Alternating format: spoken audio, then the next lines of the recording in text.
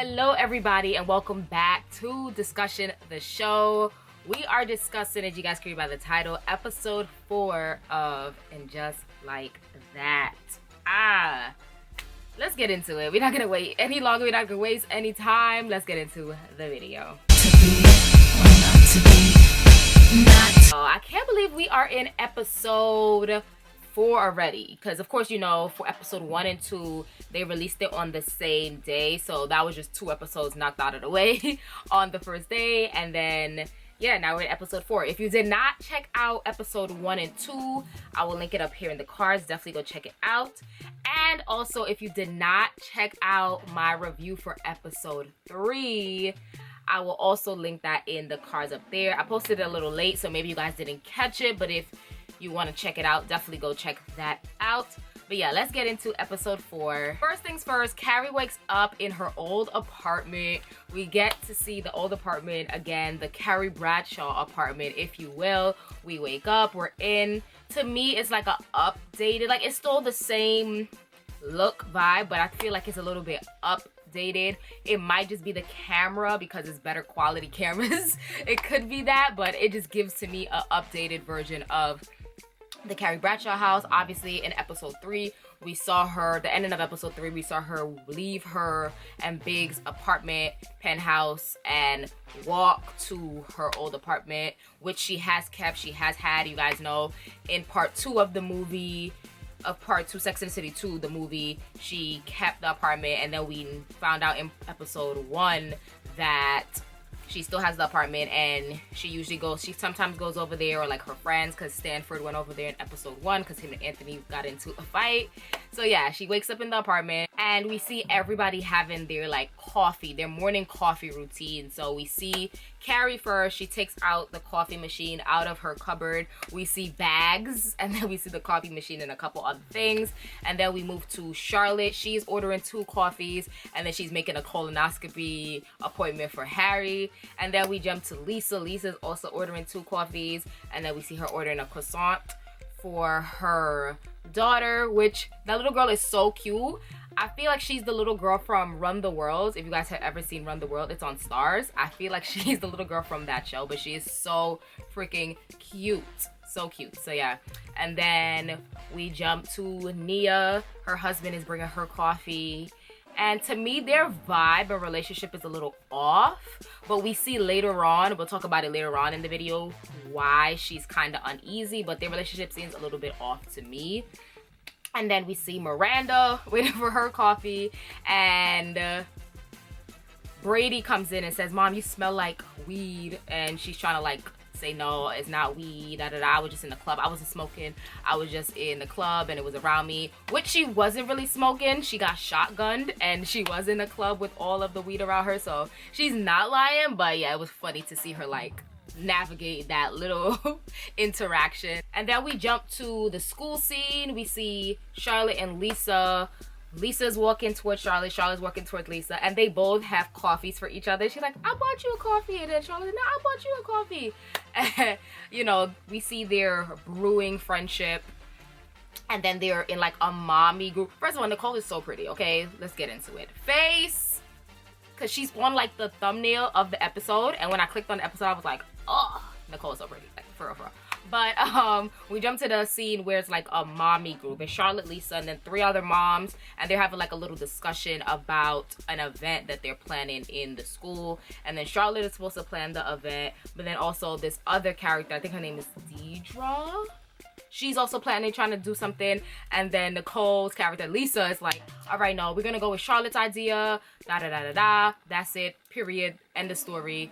And she basically, because the Deidre is like, "Oh, Charlie probably dropped the ball on that," and I keep saying Nicole, but Lisa is like, Charlotte has never dropped a ball in her life, a day in her life. So she stuck up for Charlotte in that moment, and then her Charlotte have like a little bonding moment, and she says, "Hey, don't forget, we have Herbert's, her husband's birthday dinner coming up. I just want to remind you." And then Charlotte was like, "Okay, yes, we'll be there. Me and Harry will be there.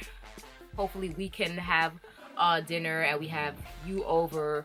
And then Lisa's like, well, I have an opening on Thursday. Mind you, this is Tuesday. So she's like, Charlotte's like, oh, girl, short notice. But Lisa's like, oh, is that short notice, Charlotte? You know, Charlotte being Charlotte, the perfectionist. She's like, oh, no, that's not a problem.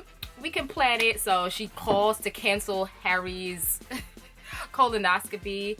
And then Lisa is like, Charlotte, don't do too much, it's just us. Like, so of course we know Charlotte, she's not listening to that because we already know how Charlotte is. She is gonna do the most, period. And then we jump to the scene which, you know, us Sex and the City fans love.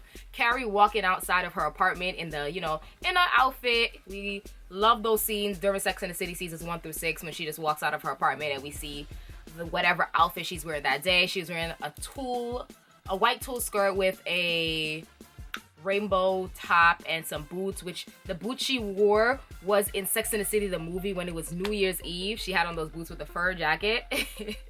Told y'all I'm a fan. So we see Carrie. Well, before that, her coffee makers just stopped working and it was just like protruding coffee just out. So she ends up leaving and going to the corner store to get coffee.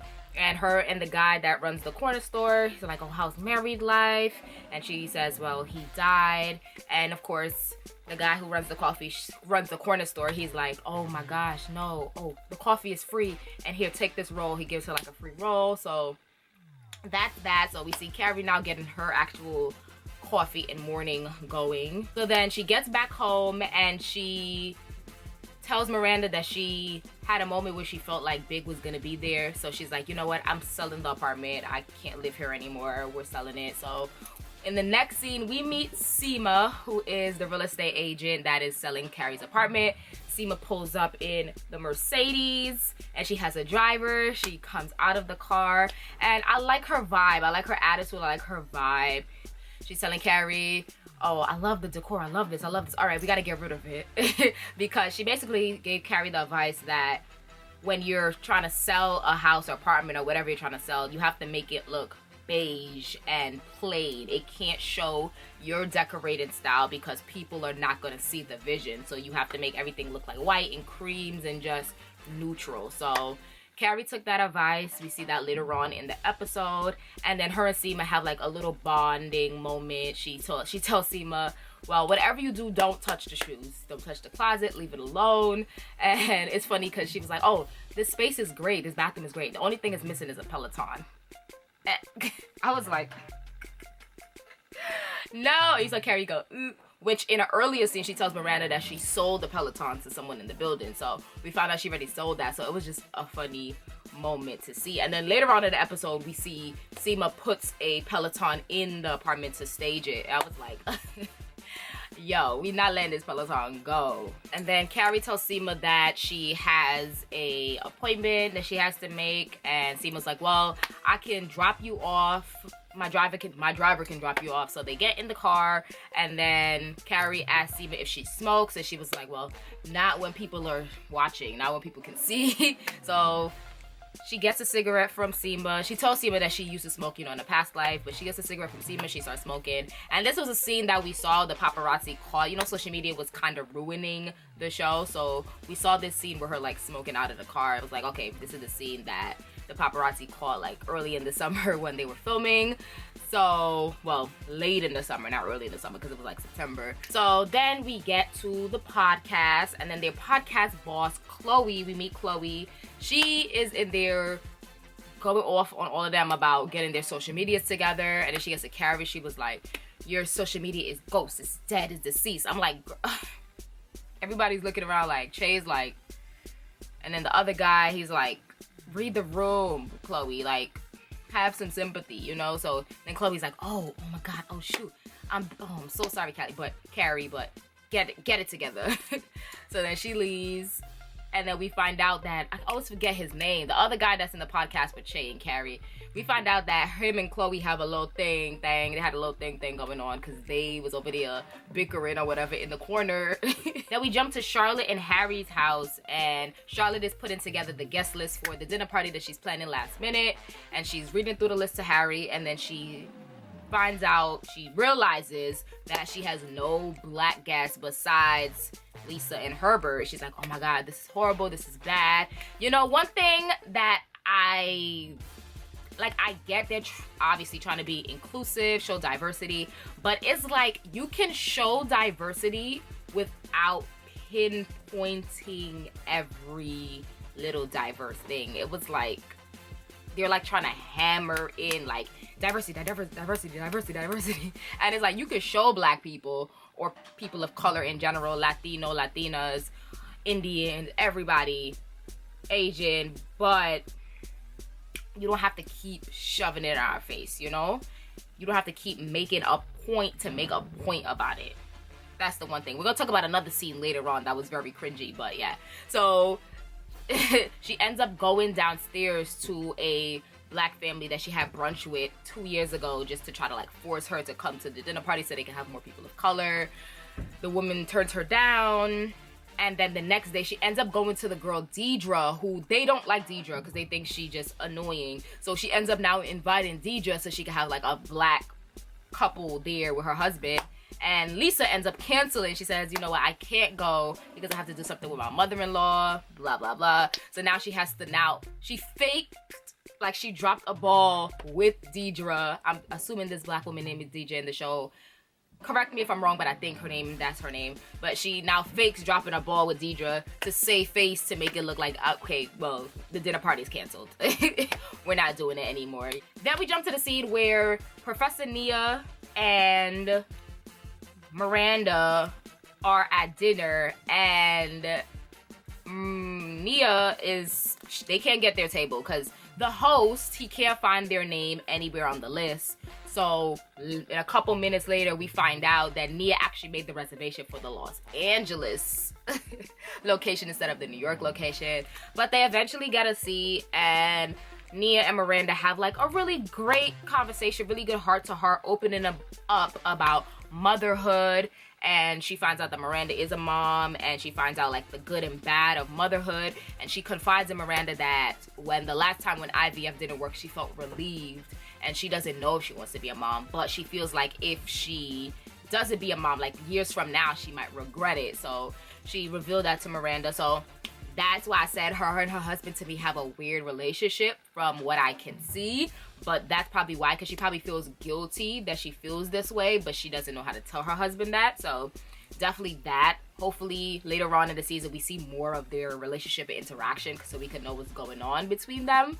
But yeah, it was a nice moment to see. And in real life, it's like a real life situation because there are women who feel that way, especially like going through IVF and all that. I'm pretty sure like that is a lot. Like I've seen the women who have went through it in real life, and I'm like, it looks like it takes a toll on your body, your mental, and all that. So yeah, I could just imagine. And one thing I wanted to point out that I didn't point out in the first video, Nia is actually on my show, The Morning Show, with Reese Witherspoon and Jennifer Aniston. She plays one of the women that's like behind the scenes of the new show. I forgot her name on the show, but yes, I was like, wait, this woman looks familiar. And then when I Googled her, I was like, The Morning Show, yes. So then we jump to the scene where Seema and Carrie are out to lunch, and they're chatting, talking about dating apps. And Carrie asks Seema like how many dating apps she's on, and she says, you know, too many to count, I have a lot. She said, I just wish they had a dating app. They created a dating app that says, here's the man you've been searching for, Seema. Mood, honestly, mood, because yeah, it's dating apps are annoying. Because it be real cute at first, and then it just ends up just being bad. Like I've deleted all dating apps from my phone, like honestly. We see Carrie and Seema forging some type of friendship as well. We just see new friendships blossoming. We have Lisa and Charlotte, we have Seema and Carrie, and we have Miranda and Nia bonding and forging a friendship outside of their friend group. Because to me, Sex and the City, yes, they included like other characters randomly, but for the most part, it was always Carrie, Miranda, Charlotte, and Samantha. Like it was always just them four as the main friend group. So to see them bonding and creating new friendships, and again, each of their friends are women of color, as you guys can see. Like they're making friends with people outside of their race. So that's where they're trying to push as well, which I'm like, New York City been filled with diversity. Like, it's crazy how now we're getting like black women and black people in general on the show. Even as far as like Real Houses of New York City, like, which is a real reality show, which we see in real women. This is the first season where there was a black Real Housewives of New York City. Like, that's crazy. After all these years, all these seasons, which New York is one of the most diverse cities in the world. It's crazy. It's crazy. But hey, I guess it's here. So now we jump to Herbert's birthday party, and Charlotte is making my boy Harry go crazy because she's beating into him like, know this about black artists and black writers and all of this, and Harry is just sweating and going crazy. So then we get inside, and this is the part I was saying that was so cringy. Charlotte mistakes one of the women, a black woman. Well, when they first walk in, it was all black people. They were worried about not having black people at their dinner party, and when they walked in, they were the only white people at Lisa and Herbert's dinner party for Herbert's birthday. So yeah, they walk in, and Charlotte mistakes one of the black women for a mother at her kid's school. And I was like, cringe. It was so cringy, and it's showing upon that stereotype of, you know, black people look alike or whatever. Because, you know, when they say, oh, you look like this person, da, da, da, like, yeah, all black people, you know, we make a joke of, oh, all black people look alike, which is false. But it was just like so cringy, and this is what I mean about like needling the point of like those stereotypes. And it's just like, just have the black people and let it be enjoyable, you know. But then later on in the dinner party, it became more enjoyable. We just had to get over that hump as usual. That's the one part like that kind of annoys me. So we get to the dinner party, and now Charlotte is she's back in her art bag, and I was like, yes, Charlotte, let these people know, because Lisa's mother-in-law, she's annoying. She doesn't like Lisa, as we can see since episode 1, and she's basically saying, oh, Lisa's spending all this money on art. Her financial advisor saying she's spending so much money on art, blah, blah, blah. And Charlotte basically put her on game. Like, she's going around Lisa's apartment like, this is this, and this is that, and this is that. Like, she's on an art tour telling Lisa's mother-in-law about all the different art and how in years to come, Lisa's making a great investment, and this art is so amazing and powerful and worth every cent that she is spending. And she's just making Lisa look amazing. Just like Lisa stuck up for her in the beginning, now Charlotte's sticking up for her in this scene. So I really like that scene. And like I said, just seeing Charlotte back in her art bag, because we know she had an art gallery in Sex and the City, and she's the art girl. So it was just great to see her move in, go back into that art girl. Like, so hopefully more in the season we see her getting back into that. We'll see where it goes, but it was nice to see. But in Sex and the City, she gave up her art gallery to be married to Trey, and I was mad about that. Like, don't give up your career or something that you love for no man. And then one thing I was saying in that scene, Nicole's dress was super cute. I was like, yes, love that dress. Then we jump to the scene where Carrie is taking Big's ashes out, and we see the Barney's bag. You know, Barney's is no longer with us.